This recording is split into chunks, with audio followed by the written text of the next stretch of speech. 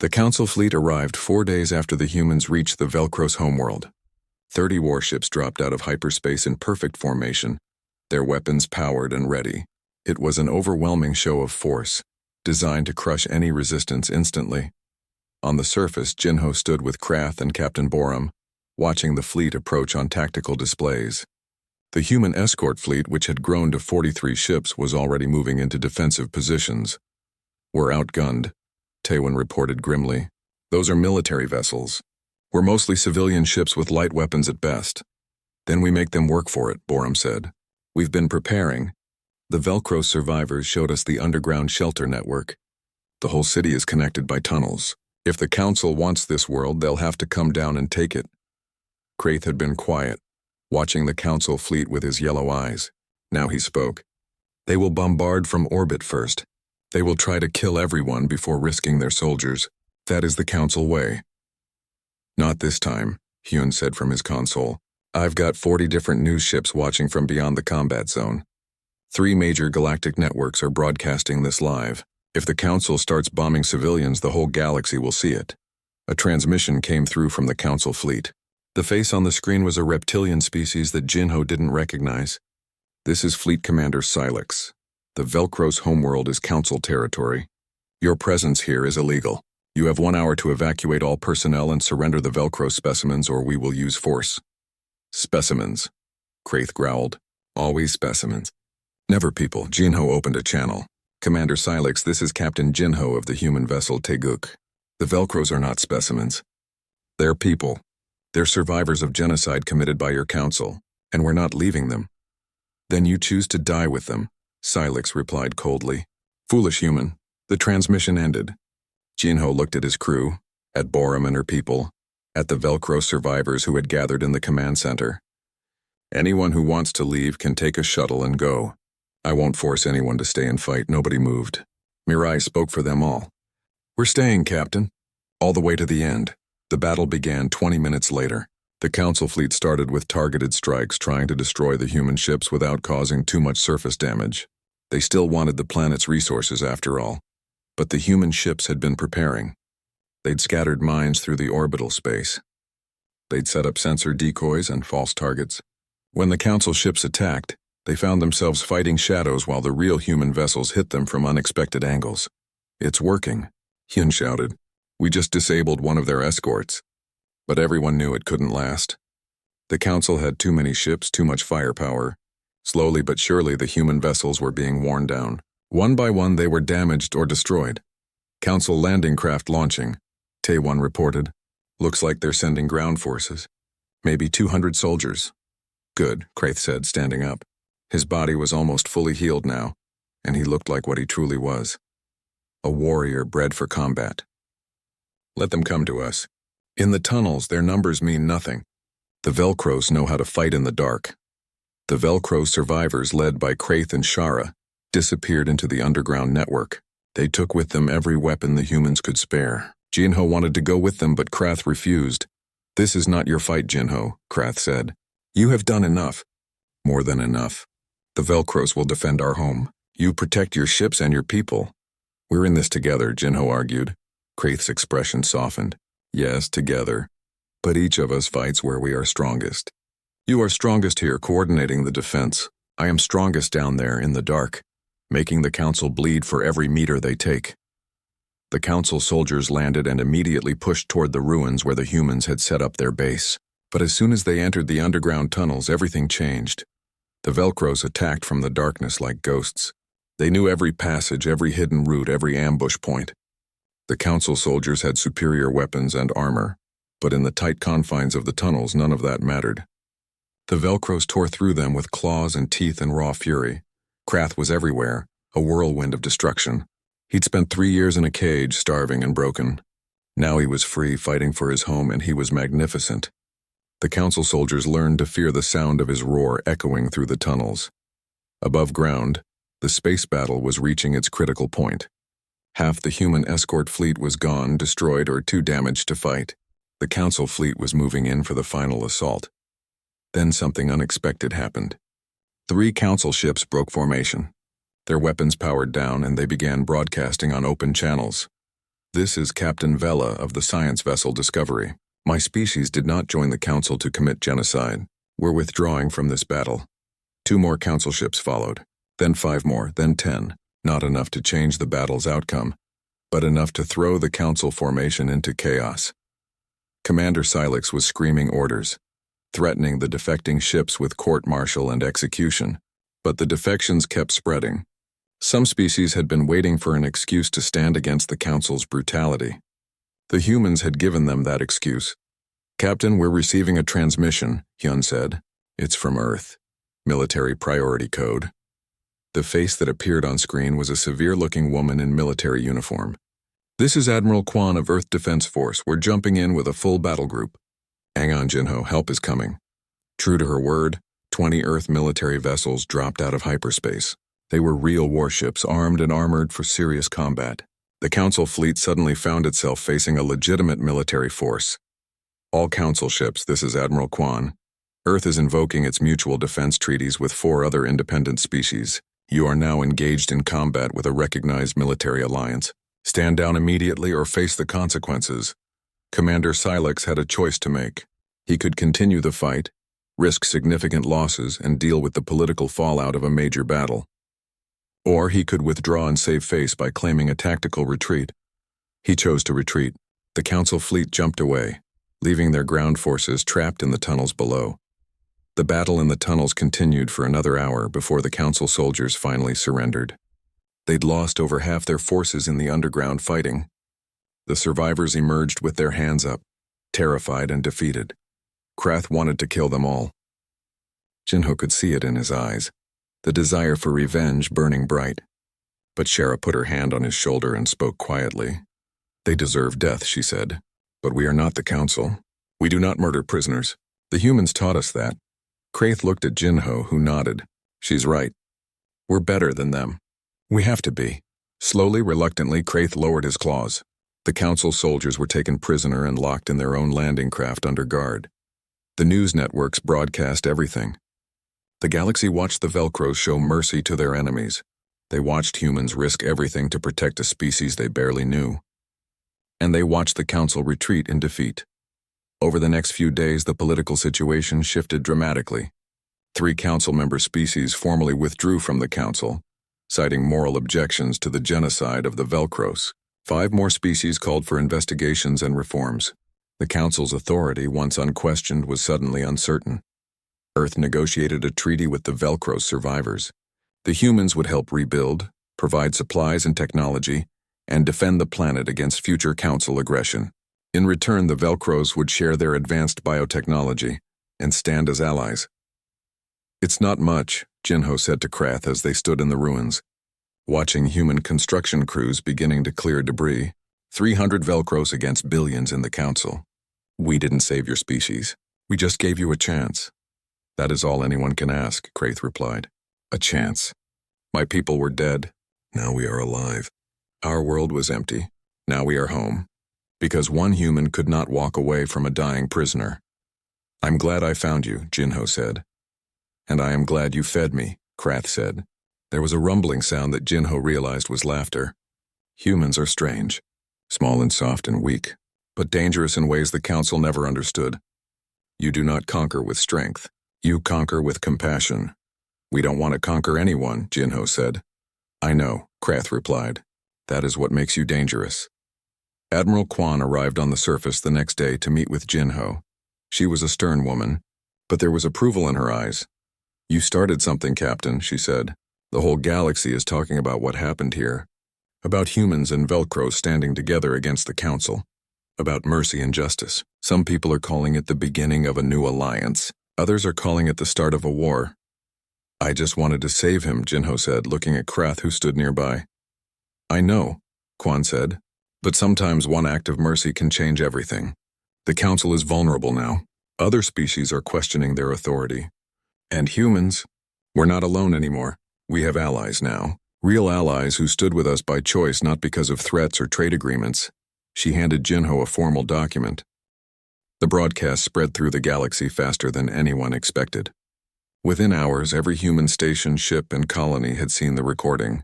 They watched Krath emerge from his prison, They heard Vex call him property. They saw a human captain and his crew stand up to the Council's authority, and humanity was furious. Jinho sat on the bridge, watching news feeds from across human space. Protest had erupted on Earth and dozens of colony worlds. People were demanding action. The hashtag Damar Not Property was trending on every human network. Some people were calling Jinho a hero, others were calling him a fool who doomed them all to Council retaliation. "Captain, you need to see this," Hyun said, pulling up a new feed. It was an official statement from Earth's government. A stern-faced diplomat stood before cameras and read from a prepared statement. Earth condemns the Galactic Council's treatment of the Velcro survivor known as Krath. We invoke the Fury Protocol, which permits any human vessel to render aid to sapient beings in distress, regardless of political consequences. Captain Jinho of the salvage vessel Taeguk acted within his rights as a human citizen and ship commander. Jinho's mouth fell open. "They're backing us." "They have to," Mirai explained. "Public pressure is too strong. If the government abandoned you now, there would be riots. You've become a symbol." "I don't want to be a symbol," Jinho muttered. "I just wanted to help him." Krath entered the bridge, moving carefully. He was still recovering, but each day he grew stronger. "The human government support you?" "Apparently," Jinho said. "This will anger the Council," Krath observed. "They will see it as defiance." "Let them," Taewon said from his security station. "I'm tired of bowing to those insects." More news came flooding in. Several minor species in the Council had issued statements supporting the humans' actions. A species called the Reelan had even called for an investigation into Council treatment of prisoners. It wasn't much, but it was something. Then the bounties started appearing.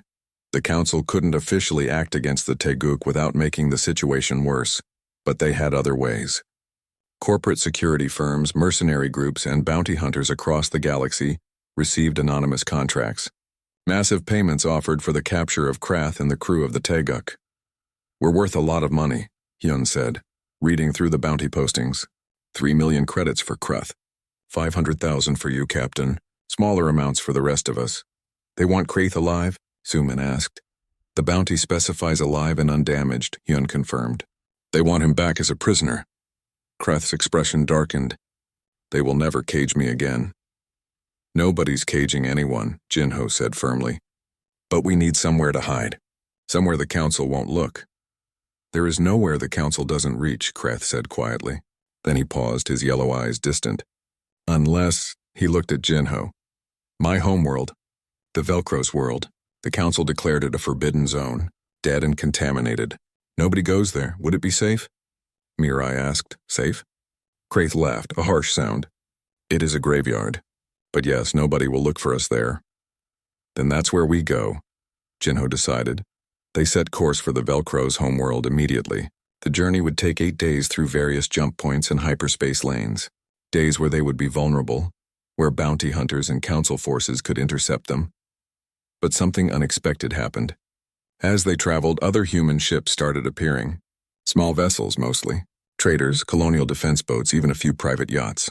They formed an escort around the Taeguk, flying in formation. "Captain, we're receiving a transmission from the ship Busan Pride," Hyun reported. "They want to talk." The face that appeared on the view screen was a woman with short gray hair and hard eyes. "This is Captain Borum of the Busan Pride. We're here to make sure you reach your destination safely." "Captain Borum," Jinho said, confused. "I don't understand. Why would you risk yourselves for us?" "Because someone has to stand up to the Council," Borum replied. "Because what you did on that station, what you're doing now, it matters. You showed the galaxy that humans don't abandon people. We don't leave the helpless to die. That's who we are, and we're going to protect that." More ships joined them each day.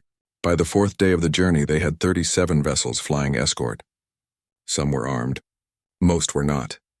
But they were all there. Volunteers putting themselves at risk to protect one salvage ship and its unusual passenger. Krath watched from the bridge viewport, silent and thoughtful. Finally he spoke. "I do not understand humans. This makes no tactical sense. They gain nothing from protecting me. They risk Council anger for a stranger. Why?" "Because it's the right thing to do," Suman said simply. "The right thing is a luxury of the strong," Krath argued. "Humans are not strong in this galaxy.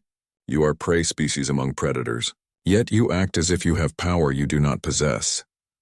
We have something better than power, Jinho said. We have each other. Every one of those ships out there chose to be here. Nobody ordered them. Nobody paid them.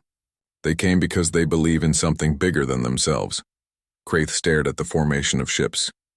The Velcros believed in something too. We believed in honor and strength. We believed in never surrendering. And my people died for those beliefs. I'm sorry, Jinho said. Do not be sorry, Kraith replied. I would not change what my people chose. We died free. But I begin to understand that perhaps freedom has many forms. The Velcros fought alone. Humans do not. On the 6th day, they encountered their first bounty hunters. 3 heavily armed mercenary ships dropped out of hyperspace directly in their path. Weapons hot and ready. Attention salvage vessel Taguk, the lead mercenary broadcast. Surrender the Velcro specimen and your crew will be permitted to leave unmolested. Refuse and we will take him by force. Taewon immediately began powering up the Taguk's limited weapons, but Jinho knew they were outgunned. 3 mercenary ships against 1 salvage vessel was no contest. Then Captain Borum's voice came over the open channel. Attention mercenary vessels. You are outnumbered. Stand down. Outnumbered? The mercenary laughed. You're traitors and civilians. We're combat specialists. You're 3 ships, Borum said calmly. We're 38. To the math. For a moment nobody moved. Then the mercenary ships powered down their weapons and jumped away without another word. They knew they couldn't fight that many ships, even civilian ones. Thank you, Captain Borum, Jinho said. Just doing our job, Borum replied. Now let's keep moving. They arrived at the Velcros homeworld on the 8th day. Even from orbit, the devastation was obvious. The planet's surface was scarred with massive craters. Entire continents were burned and blackened. The atmosphere was choked with ash that blocked most of the sunlight. By the stars, Mirai whispered. They really did try to kill everything. Krath stood at the viewport, his massive hands clenched into fists. His voice through the translator was barely a whisper. This was Velkara, the city of dawn. 200 million people lived here. Now there is nothing. I'm so sorry, Suman said, tears in her eyes. The council did this because we refused to give them our planet. Kraith said. They could have negotiated. They could have compromised. Instead, they chose genocide. And the galaxy said nothing, did nothing, until humans found 1 dying survivor in a forgotten prison. They landed in what had once been a city. The buildings were ruins, but some structures still stood. As they exited the ship, Krath knelt down and touched the scorched earth of his homeworld. Then something impossible happened. Movement in the ruins. Figures emerging from underground shelters and hidden places. Velcros. Dozens of them, thin and scarred but alive. Krath stood frozen, unable to believe what he was seeing. An elderly female Velcros approached slowly. She looked at Krath for a long moment, then spoke in the Velcros language. The translator converted her words. Krath? The Guardian Krath? We thought you were dead, Shara. Krath's voice cracked. You survived? How many? 312, Shara replied. We hid in the deep shelters when the bombardment began. We've been surviving in the ruins ever since, waiting for the council to finish what they started. Krath fell to his knees and the old female embraced him. All around them, other Velcros emerged, touching Krath as if to confirm he was real. Then Shara noticed the humans standing nearby. Her expression became wary. Who are these? Why do prey species accompany you? These are humans, Krath said. They saved my life. They defied the council to protect me. They are... He paused, searching for the right word. They are friends. Shara studied Jinho and his crew with ancient eyes. The small ones saved you? But why? What did they gain? That's the question I kept asking, Krath said. And the answer is nothing. They gain nothing except enemies and danger. They do it because they believe it is right. Shara was quiet for a long time. Then she spoke again, her voice heavy with meaning. Then perhaps these humans understand what the council never did. Strength is not in conquest. It is in mercy. The Velcro survivors gathered around the Taguk and its escort fleet. They brought what little food they had been growing in underground gardens and shared it with the humans. It wasn't much, but it was offered freely. That night, sitting around a fire in the ruins of the city, Krath told his people everything that had happened. He told them about the prison. The council inspector was an insectoid creature named Thalen Vex. He had 6 legs, 4 arms, and compound eyes that reflected light like mirrors. When he spoke, his mandibles clicked together, and a translation device on his chest converted his sounds into human language. I'm Overseer Vex of the Galactic Council Enforcement Division, he announced as he boarded the Teguk with 12 heavily armed soldiers. This vessel and all crew members are subject to inspection under Council Regulation 749 regarding unauthorized salvage operations. Jinho stood with his arms crossed, trying to look calm even though his heart was racing. We filed all proper salvage claims with the commercial authority. This is a legal operation. That remains to be determined, Vex said, his mechanical voice flat and cold. My soldiers will search your vessel. You and your crew will remain here on the bridge under guard. Taewon tensed, his hand moving toward his weapon, but Jinho shook his head slightly. Fighting would only make things worse. They had to play this carefully. The soldiers spread out through the ship and Jinho could hear them opening doors and moving through compartments. In the medical bay, Kraith was hidden inside a modified cargo container that Mirai had rigged with life support. The container was disguised as spare equipment with fake labels and documentation. It wasn't a perfect hiding place, but it was the best they could do on short notice. Vex walked around the bridge, examining everything with his compound eyes. This station was abandoned by council order. All materials and equipment aboard were classified as council property. Any unauthorized removal constitutes theft. The station was declared derelict, Jinho argued. Derelict property is legal salvage under 3 different treaties. Those treaties do not apply to council-owned facilities, Vex replied. You are human, yes? Your species is not part of the council. You have limited rights in council-controlled space. There it was. The casual contempt. The reminder that humans were second-class citizens in the galaxy. Jinho had heard it his entire life. We're in neutral space, Mirai said from her console. This sector was abandoned by the council. It's not under council jurisdiction anymore. Vex's mandibles clicked in what might have been amusement. The council does not abandon territory, engineer. We merely reassign resources. This sector remains under council authority until officially declared otherwise. Hyun caught Jinho's eye and shook his head slightly. The message was clear. Vex was making up rules as he went along. They were trapped in a bureaucratic game they couldn't win. A soldier's voice crackled over Vex's communicator. Overseer, we found something unusual in the cargo bay. Request your presence. Vex turned his compound eyes toward Jinho. Unusual? How interesting. They all walked to the cargo bay, guards surrounding the crew. Jinho's stomach dropped when he saw what the soldier was pointing at.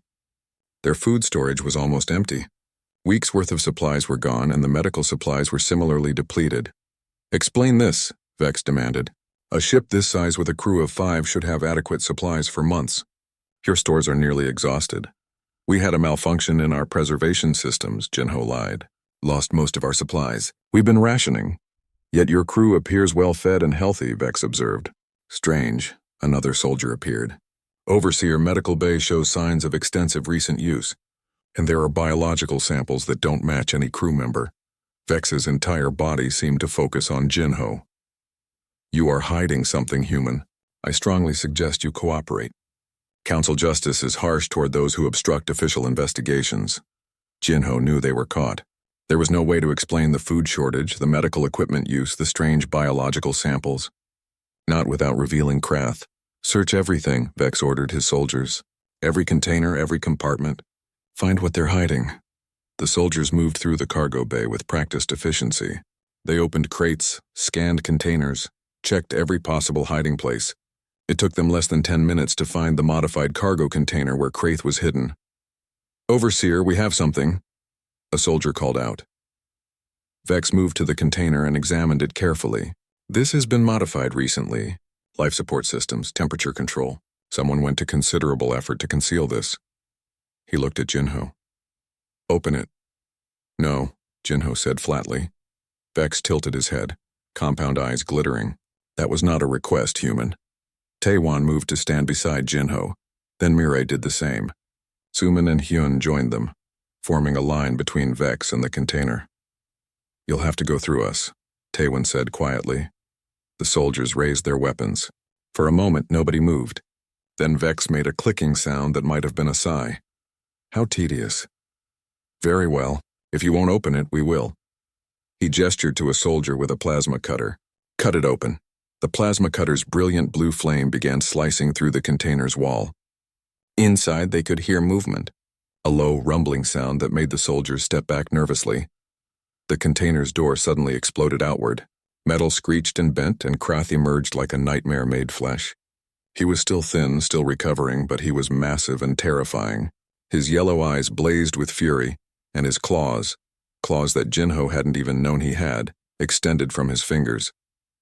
The soldiers opened fire immediately. Plasma bolts sizzled through the air, but Krath was already moving. Despite his weakened state, he moved with incredible speed. He grabbed one soldier and threw him into two others, sending all three crashing into a bulkhead. Another soldier he simply batted aside with one powerful arm. "Stop," Jinho shouted. "Krath, stop!" But Krath was beyond hearing. Months of imprisonment, starvation, and torture had left him with nothing but rage. He tore through the council soldiers like they were made of paper. Vex scrambled backward, his 6 legs carrying him with surprising speed. "Velcros." Impossible. That specimen was scheduled for disposal. Krath heard the word specimen and roared.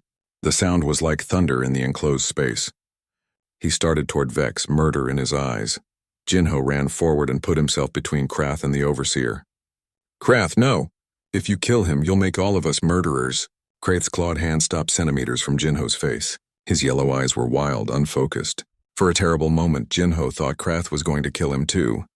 Then recognition flickered in those eyes. "Jinho," Krath said, his voice raw. "Move." "I can't let you do this," Jinho said, trying to keep his voice steady even though he was terrified. "I know you want revenge. I know they deserve it. But this isn't the way." "They destroyed my world," Krath growled. "They killed my people. They left me to die slowly." "They deserve death, they do," Jinho agreed. "But if you kill them now, the council will hunt us all down. They'll call you a monster and use you as justification for destroying anyone who helps you." "Is that what you want?" Krath's claws slowly retracted. His breathing was heavy, ragged. "What I want is impossible. My people are gone. My world is ash. What does it matter what I do now?" "It matters because you're alive," Jinho said. "It matters because you're the last Velcros. And what you do now will define how the galaxy remembers your species. Do you want them remembered as monsters, or as people who deserved better?" Krath stared at him for a long moment. Then he stepped back away from Vex. The overseer was huddled against the wall, his compound eyes wide with fear. Jinho turned to face him. "Listen carefully, Vex. This is Krath, last survivor of the Velcros. You and your council left him to starve to death. We saved him, and now you're going to leave this ship and pretend you never saw any of this." Vex's mandibles clicked rapidly. "You cannot give me orders, human. This creature is council property. It must be secured and—" "He's not property," Jinho interrupted, his voice cold. "He's a person, and we're not giving him back to you." "Then you are all criminals," Vex said, trying to regain his authority. "I will report this to council headquarters. A battle fleet will be dispatched. You cannot hide from the council's reach." Hyun had been working at a console during the entire confrontation. Now he looked up with a small smile. "Actually, Overseer, you won't be reporting anything." "What?" Vex demanded. "I've been recording everything," Hyun explained. "Every word you said. Every threat you made. And I've been broadcasting it. Open transmission on all major galactic frequencies. The whole galaxy just watched you call a sapient being property and threaten civilians for the crime of showing mercy." Vex's entire body went rigid. You wouldn't dare." "Already done," Hyun said cheerfully. "In fact, it's getting quite a lot of attention. Human networks are spreading it everywhere. Some of the minor council species are sharing it too. You're becoming famous, Overseer." Jinho saw his opportunity. "Here's what's going to happen, Vex. You're going to take your soldiers and leave. You're going to report that you found nothing unusual on this ship. And if the council wants to make an issue of this, they can do it publicly, where everyone can see them defending the torture and murder of sapient beings. The council will not accept this," Vex said, but his voice had lost its certainty. "Maybe not," Jinho agreed. "But ask yourself, does the council want the entire galaxy talking about how they commit genocide and torture prisoners? How they abandon people to die slowly? Because that's the conversation they'll be having if they come after us." Sumin worked through the first night without stopping. Her medical bay looked like a disaster zone, with equipment scattered everywhere and screens showing biological data that made no sense. Krath lay on the reinforced medical bed, still unconscious, still barely breathing. His biology is strange, Suman explained to Jinho, who sat in the corner of the medical bay watching. Parts of him are like Earth reptiles. Other parts are similar to mammals. His blood chemistry is completely unique, but... She paused, looking surprised. His digestive system can process Earth-based proteins. It's not perfect, but it should work. So we can feed him? Jinho asked. Carefully, Suman cautioned. Right now, I'm giving him nutrient solutions through an IV. His body is in starvation mode. If we feed him too much too fast, it could kill him. We have to go slowly. Jinho nodded and stood up. I'll be back in a few hours. Call me if anything changes. But he didn't go to his quarters to sleep. Instead, he went to the ship's small kitchen and started preparing food. He synthesized proteins, carefully measuring portions according to Suman's specifications. If Krath woke up, Jinho wanted to be ready. On the second day, Krath's vital signs improved slightly. His breathing became a little stronger. His heart rate stabilized. Suman began feeding him liquid nutrients through a tube, and his body accepted them without rejection. He's fighting, Suman said with cautious optimism. His body wants to live. Jinho spent hours sitting beside Krath's bed, just watching the massive creature breathe. Sometimes he talked even though he knew Krath couldn't hear him. I know what it's like, Jinho said quietly. Being abandoned. Left behind like you don't matter. The council did something similar to my family. Not as bad as destroying an entire world, but bad enough. He paused. They say the galaxy is civilized now. They say we're all part of one big community. But it's a lie. The council only cares about profit and power. The rest of us are just resources to be used. Miri entered the medical bay carrying a small device. I finished it, she announced. A translation matrix. It's based on the linguistic patterns I found in the station's database about the Velcros language. If Krath wakes up and tries to talk, this should let us understand him. Good work, Jinho said. Miri hesitated at the door. Captain, are you sure about this? About him? Taewon is right that we don't know what he'll do when he wakes up. The Velcros were described as warriors in the council files. What if he attacks us? Jinho looked at the thin, broken creature on the bed. Look at him, Miri. Does he look like he could hurt anyone right now? No, Miri admitted. But when he recovers, if he recovers, Jinho interrupted, we'll deal with that then. Right now he needs help. That's all that matters. On the third day, Krath opened his eyes. Jinho was alone in the medical bay when it happened. He'd been reading a book on his tablet, half asleep in his chair. A sound made him look up. Krath's eyes were open, staring at the ceiling. They were yellow with vertical pupils like a cat's eyes, but much larger and more intelligent. Suman, Jinho called into his communicator, keeping his voice calm. He's awake. Krath's head turned slowly, and those yellow eyes focused on Jinho. For a long moment, neither of them moved. Jinho could see intelligence in those eyes and confusion, and something that might have been fear. Easy, Jinho said softly. You're safe. We're not going to hurt you. Krath's mouth opened and a sound came out. It was rough and harsh, like rocks grinding together. The translation device on the wall beeped and produced words in human language. Where am I? You're on my ship, Jinho explained. We found you on the station. You were dying. We brought you here to help you. Krath stared at him for several seconds. Then the translation device spoke again. Why? It was such a simple question, but Jinho could hear the genuine confusion in it. Why would anyone help him? Because you needed help, Jinho said simply. I am council prisoner, Krath said through the translator. I am enemy. Why waste resources on dead thing? Those words hit Jinho hard. Dead thing. That's how Krath saw himself. Not as a person, not even as a prisoner, just a thing waiting to die. You're not dead yet, Jinho said firmly. And where I come from, we don't leave people behind to die. Not if we can help it. Krath's eyes closed again, and Jinho thought he might have passed out. But then the translator spoke once more, very quietly. Foolish human. Over the next 2 days, Krath grew stronger. Suman graduated him from liquid nutrients to soft foods, then to synthesized meat. Krath ate slowly and carefully, as if he didn't trust that the food was real. Each time Jinho brought him a meal, Krath would stare at it for a long time before eating. Jinho started spending more time in the medical bay, talking to Kraith.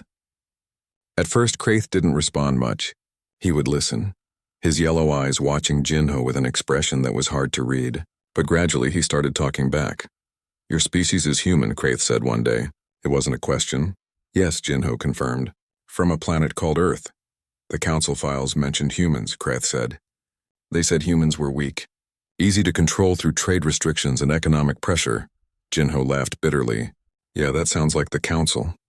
They've been squeezing Earth for decades. We're not part of the council, but we have to play by their rules if we want to trade with other species. It's a form of control that doesn't require armies. But you defy them now," Kraith observed. "By saving me." "I suppose I am," Jinho admitted. Kraith was quiet for a moment. "Tell me about your world." About Earth, so Jinho talked.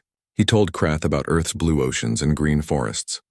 He talked about cities full of millions of people, and about quiet farms in the countryside. He described human culture, human history, human dreams of reaching the stars. "Your people sound weak," Kraith said, but there was no insult in his tone, just observation. No natural weapons, no thick hide, soft bodies that damage easily. "We are weak," Jinho agreed, physically at least. "Most species in the galaxy are stronger than us, but we survive anyway. We adapt, we help each other. And sometimes we help others too, even when it doesn't make sense."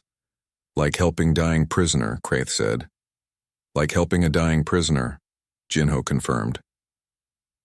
On the 5th day, Kraith sat up in bed for the first time. His movement was slow and careful, but he managed it. Suman checked his vitals and looked amazed at his recovery rate.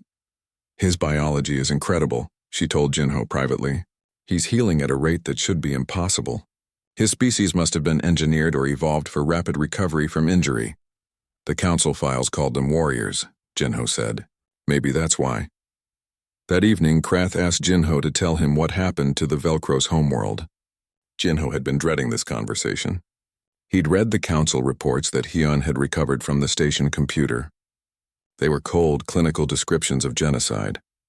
"Your people refused to surrender your homeworld to council mining operations," Jinho said carefully. "The council declared your species hostile. They sent a battle fleet and used orbital weapons. The bombardment lasted 6 hours. When it was over, your world was—" He couldn't finish the sentence. "Dead." Kraith finished for him. His voice through the translator was flat, emotionless. "My world is dead. My people are dead. I am last Velcros." "I'm sorry," Jinho said, knowing the words were inadequate. "The council kept me a specimen." Kraith continued. "They studied my biology. They asked questions about Velcros technology and culture. When they learned everything they wanted to know, they lost interest. They left me in that chamber and forgot about me." "That's the council's way," Jinho said bitterly. "They use people up and throw them away."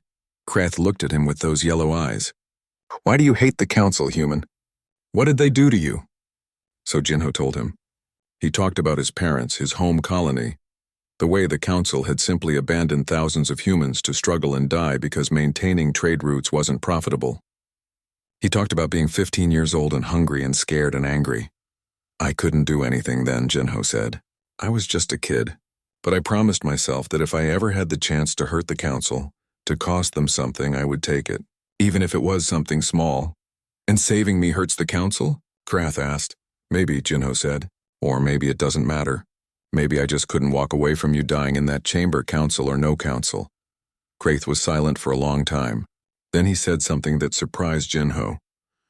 "In Velcro's culture there is a concept. Rough translation is life debt. If someone saves your life, you owe them. The debt must be repaid." "You don't owe me anything," Jinho said quickly. "I owe you everything," Kraith corrected. "You gave me life when I should have died. You fed me when I was starving. You showed mercy when you could have left me. This is debt that cannot be ignored." Before Jinho could respond, alarms blared throughout the ship. Hyun's voice came over the intercom, urgent and scared. "Captain, we have incoming ships." "Council patrol vessels, 3 of them. They're demanding we prepare to be boarded." Jinho ran to the bridge, his heart pounding. Through the view screen, he could see the council ships approaching. They were military vessels, sleek and dangerous, with weapons powered and ready. Taewon looked at Jinho grimly. "What do we do, Captain?" Jinho thought of Kraith, still weak but finally healing, finally alive again. He thought about the council. The salvage ship Taeguk drifted toward the abandoned station like a metal ghost approaching a tomb. Captain Jinho stood on the bridge, his dark eyes scanning the massive structure that floated in the darkness of space. The station was old, maybe 50 years or more, and it looked like nobody had been here in a very long time. "Sensors show the station is completely dead," Mirai said from her engineering console. She pushed her short black hair behind her ear and frowned at the readings. "Life support is offline. Gravity generators are cold. This place has been empty for months, maybe years." Jinho nodded slowly. "Any valuable tech left inside?" "Plenty," Mirai replied with a small smile. "The council abandoned this place in a hurry. There should be medical equipment, computer cores, maybe even some weapon systems we can strip and sell." Tae-wan, the ship's security officer, crossed his thick arms over his chest. "Why would the Galactic Council just leave a station like this? It's huge. Must have cost billions to build." "Because the council doesn't care about waste," Jinho said bitterly. "They moved their operations to a different sector and decided this one wasn't worth the cost of maintenance. Easier to just turn off the lights and leave." The crew knew that tone in their captain's voice. Jinho had lost his parents when the council decided their colony world wasn't economically useful anymore. They'd cut off all support and trade routes, leaving thousands of humans to struggle and starve. Jinho had been 15 years old. He'd never forgotten and he'd never forgiven. "Suman, prepare medical bay for possible contamination issues," Jinho ordered. "Yun, I want you monitoring all frequencies. If anyone else is sniffing around this station, I want to know immediately." "Yes, Captain," both crew members responded. The docking process took 20 minutes. The station's automated systems were so degraded that Mirai had to manually override 3 different airlocks before they could even enter. When they finally stepped inside, their boots clanged on metal floors covered in dust. "Lights," Jinho commanded, and their helmet lamps flickered on, cutting through the darkness. The station was like a metal cavern. Long corridors stretched in every direction, and everything was covered in a thin layer of frost. Their breath came out in white clouds despite their environmental suits. "Temperature is minus 15 degrees, Mirai reported. "The heating systems failed a long time ago. They split into 2 teams. Jinho, Mirai, and Tae-wan would explore the lower levels where the valuable equipment was likely stored. Suman and Hyun would stay near the docking bay and work on accessing the station's computer systems. The lower levels were darker, colder, and somehow felt heavier. Jinho couldn't explain it, but something about this place made his skin crawl. It wasn't just the emptiness. It was something else, something wrong. "Captain," Mirai suddenly said, her voice sharp. "I'm picking up an energy signature." "Where?" Jinho asked, his hand instinctively moving to the plasma pistol at his hip. "Down this corridor, maybe 50 meters. It's faint, but it's definitely active power consumption." Tae-wan drew his weapon. "Could be automated defenses. Or squatters," Jinho suggested. "Pirates sometimes use abandoned stations as hideouts." They moved carefully down the corridor, their lights casting strange shadows on the walls. The energy signature grew stronger with each step. Finally, they reached a massive door made of reinforced steel. Warning signs covered its surface in 17 different galactic languages. Jinho stepped closer and read some of them aloud. "Dangerous specimen. Do not approach. Authorized personnel only. Scheduled for termination." He looked at his crew. What the hell were they keeping down here? Mirai scanned the door with her portable computer. "Whatever it is, it's still drawing power. Life support to this chamber is active, though barely. Temperature inside is stable at 18 degrees. Something's alive in there," Tae-wan said quietly. Jinho made a decision. "Open it." "Captain, those warnings—" Tae-wan started. "The council put up those warnings," Jinho interrupted. "And the council lies about everything." "Open it."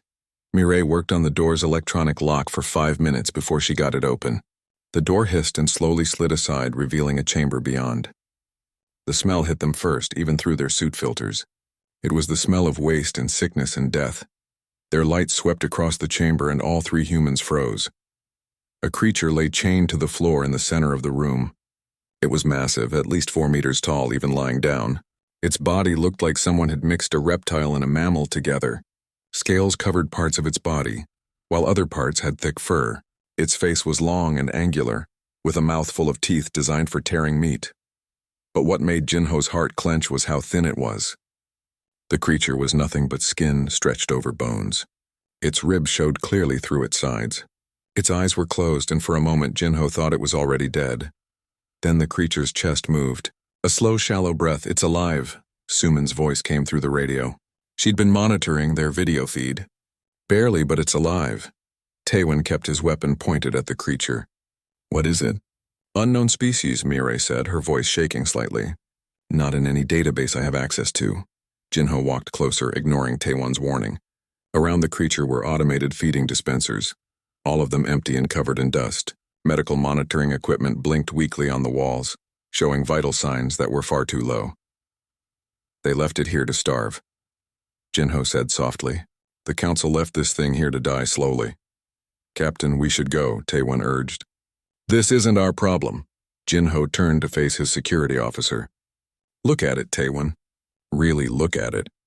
This was somebody's research project, somebody's prisoner, and when they got bored or ran out of money, they just abandoned it, left it chained up to die alone in the dark. It could be dangerous," Taewon argued. "It's half dead," Jinho shot back. "Look at it. When's the last time this thing ate? Months? It can barely breathe."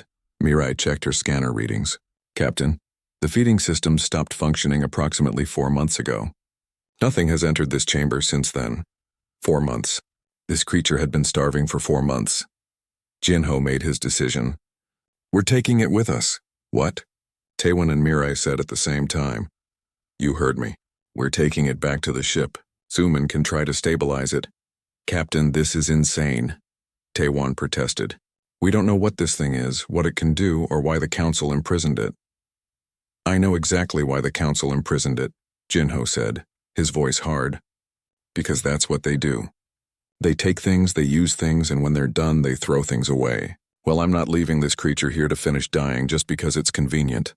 He contacted Suman through the radio. "Suman, we're bringing you a patient. It's big, it's alien, and it's in very bad shape. Prepare everything you have." There was a pause, then Suman's calm voice responded. "Understood, Captain. I'll be ready." Breaking the chains took another hour. They were designed to hold something incredibly strong, but the creature didn't fight them. It didn't even wake up. Its breathing remained shallow and weak.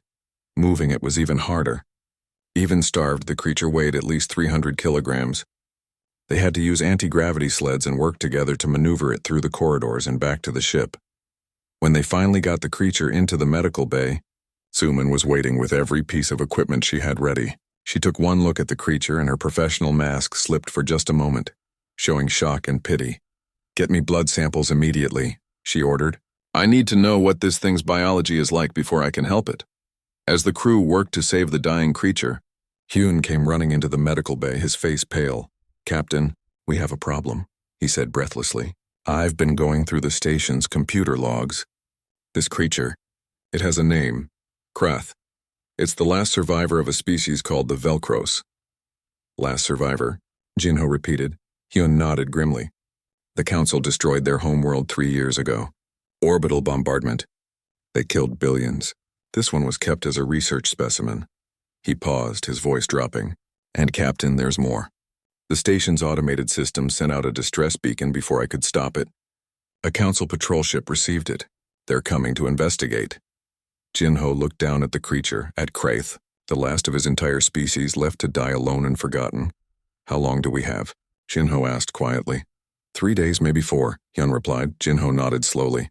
"Then we have 3 days to save his life." Behind him, Suman was already inserting an IV line into Krath's arm, beginning the long process of bringing him back from the edge of death. None of them knew if it would work. None of them knew what would happen when the council arrived. But Jinho knew one thing for certain. He wasn't going to let this creature die. Not today. Not ever.